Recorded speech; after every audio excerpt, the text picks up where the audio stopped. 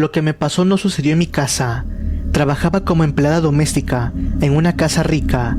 Vivía al lado de mi esposo y 2 hijos que ya eran adolescentes, por lo que les dejaba preparada la comida y su refrigerio para la secundaria. Ellos estaban acostumbrados a calentarse la comida y prepararse para ir a la escuela. Cuando mi esposo tenía el turno de la tarde, él se encargaba de llevar a mis 2 hijos a la escuela y de recogerlos, aunque no siempre estaba en el mismo turno, por lo que mis hijos se acostumbraron a ir y venir de la secundaria solos. En la casa que trabajaba, realizaba el quehacer, lavaba la ropa y preparaba la comida. La señora y el señor trabajaban. Tenían una niña de 5 años y un niño de 7. Llegaba a su casa a las 7 de la mañana. A las 8 de la mañana, ellos salían a su trabajo. Yo me encargaba de arreglar a los niños para que fueran al kinder y a la primaria. Después el chofer se encargaba de llevarlos y de recogerlos. Me quedaba sola la mayor parte de la mañana, porque los niños se quedaban en el colegio. Tenía un horario muy extendido, hasta las 3 de la tarde. A esa hora iba Pancho, el chofer, a recogerlos. Los cuidaba hasta las 5 de la tarde. A esa hora llegaban sus padres y me podía retirar a mi casa. Llevaba 10 años trabajando en ese lugar. Recuerdo el primer día que llegué a la casa. Me sorprendí de ver tanto lujo y riqueza. Venía de una familia muy humilde y no estaba acostumbrada a ver tantos aparatos para lavar la ropa y secarla, así como los electrodomésticos que facilitaban la preparación de la comida. Le tenía afecto a esa familia porque me daban un buen trato. Hubo una ocasión en que uno de mis hijos se enfermó.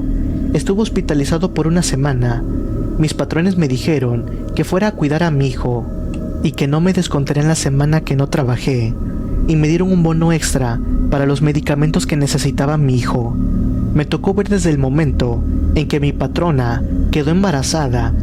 Al principio se sintió muy mal por los cambios que tuvo su cuerpo por el embarazo. Le dije que mi madre era curandera en el pueblo. Ella le podía mandar algún remedio para los malestares por el embarazo. Pensé que se iba a negar, pero ella de inmediato me dijo que sí. Le marqué por el teléfono a mi madre para que me mandara las hierbas que necesitaba mi patrona. Cada mañana le preparaba el té que mi madre le mandó. También le daba sus tinturas en medio del vaso de agua. Se sintió tan bien que empezó a recomendar a mi madre con alguna de sus amigas. Me tocó cargar al primer hijo de la señora Laura cuando llegaron del hospital. Desde ese día lo cuidaba durante mi turno en el día. Había ocasiones en que la señora me pedía que me quedara alguna noche a cuidar del pequeño Carlos, sobre todo cuando estaba enfermo, porque lloraba por la noche. Me quedaba 1 o 2 días, lo que fuera necesario, para que la patrona pudiera descansar e irse a trabajar al día siguiente. Se me hacía muy pesado quedarme más tiempo en la casa. Además, no veía a mis hijos, pero la recompensa económica que me daba la señora permitía que tuviéramos todo lo necesario en la casa. Cuando el pequeño Carlos tenía 6 meses de vida, mis patrones se fueron de vacaciones a Estados Unidos. Fueron días tranquilos porque no tenía que cuidar al bebé, ni preparar la comida, solo mantener la casa en orden. Esos días fue posible que estuviera más temprano en mi casa. Desde que llegaron de Estados Unidos, trajeron varios juguetes muy bonitos. Entre ellos, había un tren eléctrico con sus vías, varios carros de control remoto y muchos juguetes más. La señora Laura me dio 2 carros de control remoto para cada uno de mis hijos. Le agradecí a la señora que se hubiera tomado la molestia de gastar en mis hijos. Además, eran carros costosos que no cualquier niño podía tener, así que cada vez me sentía más agradecida con la señora. Desde que los patrones llegaron con la caja del tren eléctrico, me dijeron que en cuanto tuviera un tiempo, me pusiera a armar las vías y el tren. Me dieron la instrucción que lo dejara armado en la habitación del niño. No lo sentí como un trabajo adicional. Al contrario, me entretuve armando el tren. Cuando prendí la locomotora, noté que también aventaba vapor. Recordé mi infancia con ese juguete. Claro que nunca tuve acceso a un artefacto así. Al bebé de mi patrona todavía no le llamaba mucho la atención el tren. O quizás porque venía enfermo, no quiso jugar con él, porque desde que llegaron del aeropuerto, el pequeño lloraba mucho. Mi patrona me dijo que no sabía qué le sucedía, porque estuvo tranquilo en su estancia en Estados Unidos. Incluso en el avión no lloró, solo hasta que llegaron a la casa comenzó a inquietarse. Le dije a la señora Laura que quizás el pequeño resintió el cambio de clima y de lugar, que era cuestión de tiempo para que se tranquilizara. Sin embargo, ese día el niño estuvo llorando mucho. La señora lo llevó a consulta con el pediatra. Le dijo que solo tenía cólicos por el cambio de alimentación. Se me hizo raro que el pediatra dijera eso, si el niño solo tomaba leche materna y jugos naturales. Le di su medicamento de cisaprida en gotas, pero el pequeño seguía molesto. Lloraba la mayor parte del tiempo. La señora Laura me pidió que me quedara a cuidarlo en la noche. Le llamé por teléfono a mi esposo para avisarle que me quedaría esa noche. Los días que me tenía que quedar en esa casa de los señores, tenía una hermana que vivía en la misma colonia. Si mi esposo trabajaba en el turno de noche, él los llevaba a casa de mi hermana para que mis hijos no se quedaran solos. Aquella noche dormí muy poco porque el pequeño Carlos estuvo muy inquieto. Dormía en ratos. Me dio la impresión de que el pequeño no tenía malestar en el estómago, sino que estaba asustado. Del pueblo del que venía teníamos la creencia de que cuando los niños se asustaban, había que sobarlos para el susto. Mi mamá me enseñó a revisar la mollera de los niños, que era la parte blanda que se encontraba en la parte superior de la cabeza de los pequeños. Si esa parte estaba hundida, significaba que el niño estaba asustado. De igual manera, mi mamá hacía un ritual para quitar el espanto a los pequeños o a las personas adultas. Mi madre decía que cuando una persona vivía una situación difícil, en la calle o en cualquier otro lugar, se asustaba y se quedaba con el susto.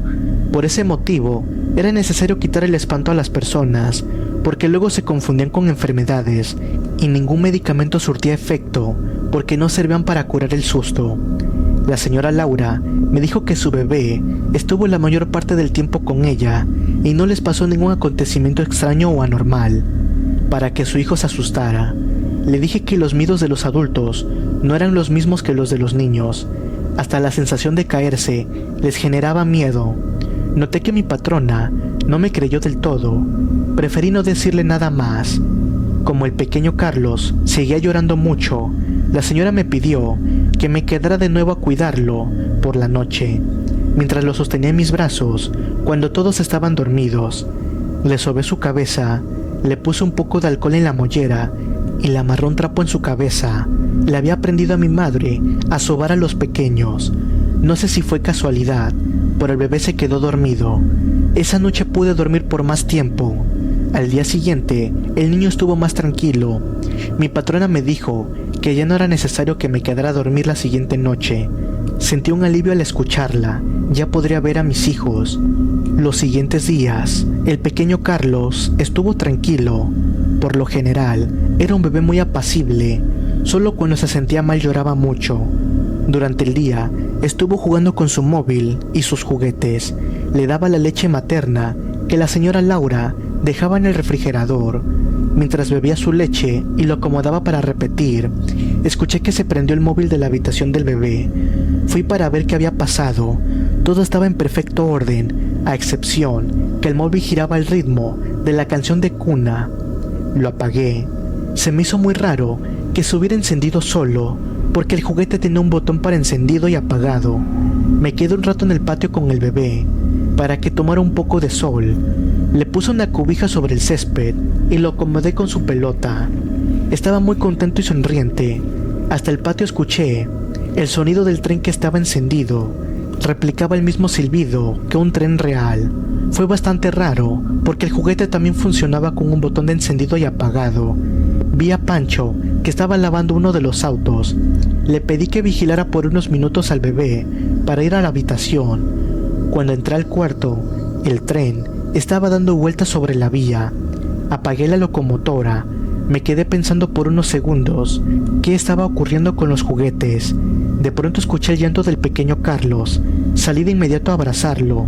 Pancho me dijo que sin motivo aparente, el pequeño comenzó a llorar. Lo revisé cuidadosamente en cada parte de su cuerpo, para saber si no lo había picado algún animal. No encontré ninguna marca de picadura. Sin embargo, noté una mancha oscura alrededor de su ombligo. Me lo llevé dentro de la casa. Carlitos seguía llorando desesperado. Le calenté su leche, lo mecí para que se durmiera, pero él seguía con el llanto desesperado. Lo único que me ocurrió fue meterlo a bañar en su tina. En cuanto su cuerpo tocó el agua tibia, el pequeño comenzó a tranquilizarse. Se puso contento y reía muy alegre. Le revisé su mollera, noté que nuevamente la tenía hundida. Después de que lo saqué de la tina, lo sobé y le puse su cordón alrededor de su cabeza. Le di su alimento y se quedó dormido. Lo acomodé en su cuna y me fui a hacer de comer. Tenía un aparato para escuchar cualquier sonido que el bebé hiciera. Estuvo tranquilo por alrededor de 1 hora. De pronto escuché la música del móvil. Fui de inmediato a la recámara del bebé. Él seguía profundamente dormido.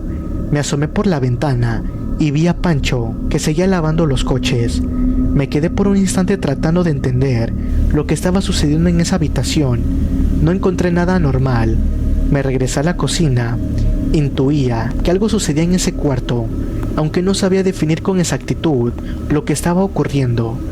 Al llegar del trabajo, la señora me preguntó cómo estaba su hijo. Le expliqué lo que me sucedió, pero ella no me hizo caso. Creo que me tomó a loca. Ese día salí temprano del trabajo. Mi patrona me dio permiso de que me fuera a mi casa. Me dijo que quizás estaba muy cansada, por eso me figuraba que sucedían cosas extrañas. En cuanto llegué a mi hogar, le marqué por teléfono a mi mamá. Le expliqué lo que sucedía con el hijo de mi patrona.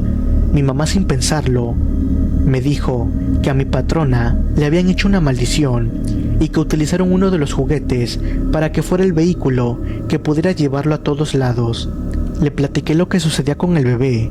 Mi mamá me comentó que el pequeño tenía la capacidad de estar en contacto con seres de luz, pero así como podía ver a los ángeles, también podía ver a los demonios y el mal. Por ese motivo, el niño con frecuencia estaba muy asustado. Después de que colgué el teléfono, mi madre lo único que hizo fue corroborar lo que sospechaba.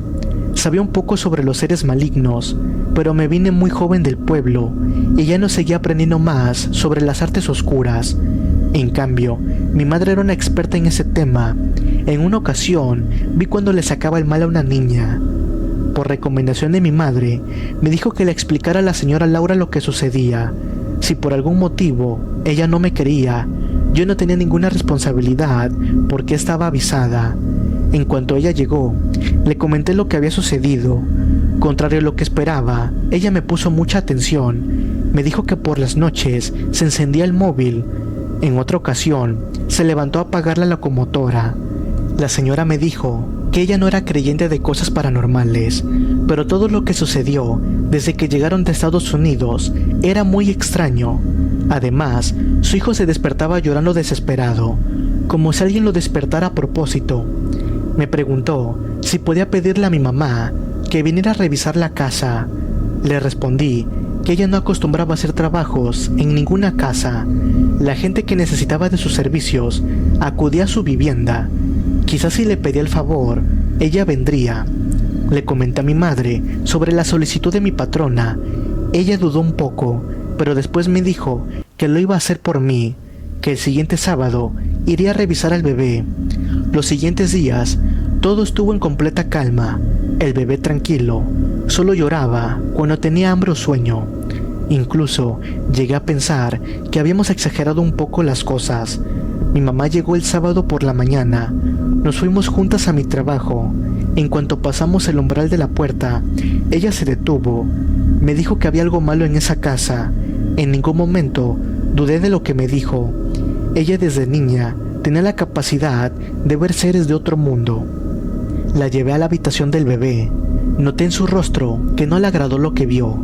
La señora Laura se fue detrás de nosotras. Mi mamá hizo un ritual de liberación. Llevaba un líquido transparente.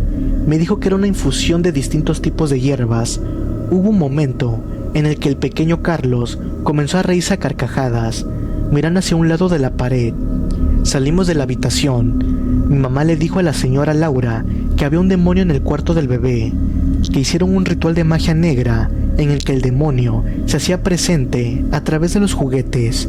No era solamente el tren de vapor y el móvil, Mi mamá señaló una marioneta de payaso. Nos dijo que en él se había hecho la maldición. No me había percatado de la presencia de ese juguete. Mi patrona nos dijo que había sido un obsequio del hijo de una de su hermana.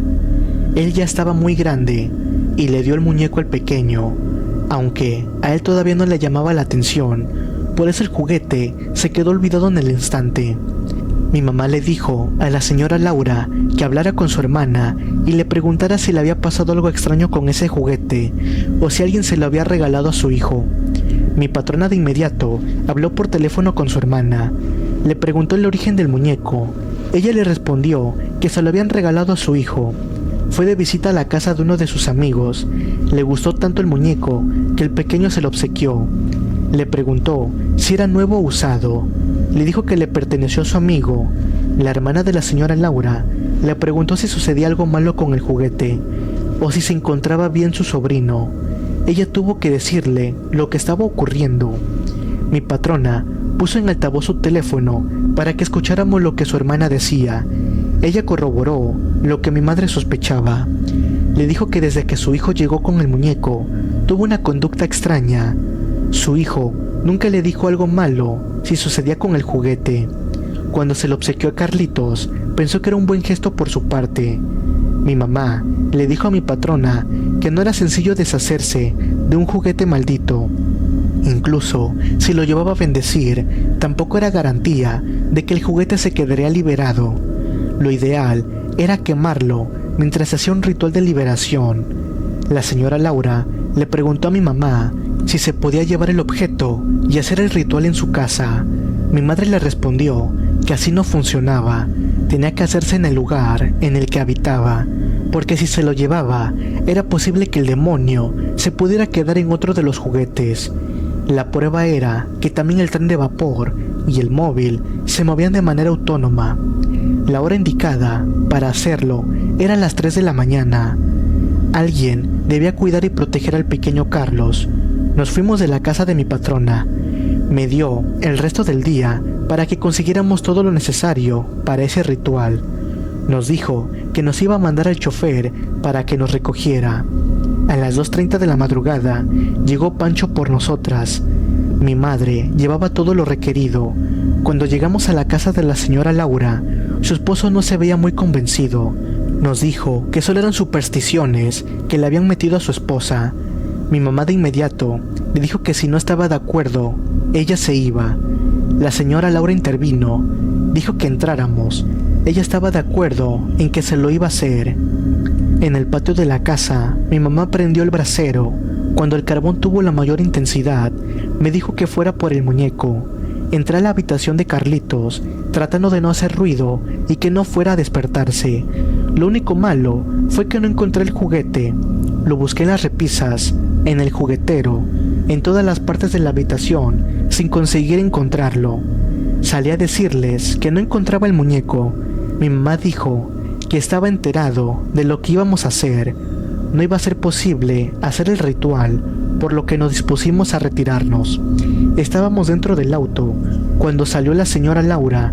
Nos dijo que escuchaba un sonido extraño, pero no sabía de dónde provenía. Nos bajamos de inmediato del auto. Le dijimos a Pancho que estuviera atento a cualquier eventualidad. Si notaba algo raro, que no dudara en hablarnos. En efecto, se escuchaba un ruido raro, pero no logramos encontrar la marioneta.